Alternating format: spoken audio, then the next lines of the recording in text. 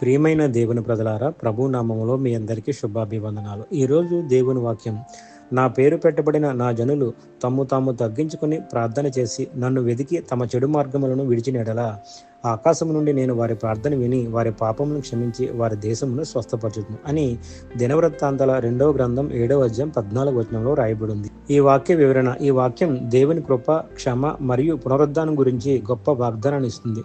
దేవుడు మన నుండి 4 ముఖ్యమైన విషయాలు ఆశిస్తున్నాడు. అవి ఏమిటంటే, మొదటిగా తమ్ము తాము తగ్గించుకోవడం, 2 ప్రార్థించడం, అలాగే 3వది దేవునిని వెతకడం, 4 చెడు మార్గాలను విడిచిపెట్టడం.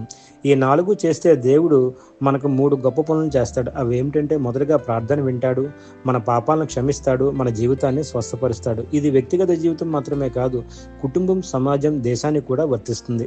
ఆత్మీయ బోధ, వినమ్రత దేవుని కృపక ద్వారం. నిజమైన ప్రార్థన మార్పును తీసుకువస్తుంది. పశ్చాత్తాపం లేకుండా ఆశీర్వాదం రాదు. దేవుడు క్షమించే దేవుడు, ఆయన పునరుద్ధరిస్తాడు. ఈ రోజు మీరు చేయవలసింది ఏమిటంటే, మీ హృదయాన్ని పరిశీలించండి, దేవుని ముందు వినమ్రంగా ప్రార్థించండి, మీలో ఉన్న తప్పులను ఒప్పుకొని విడిచిపెట్టండి, దేవునికి దగ్గరగా వెతకండి.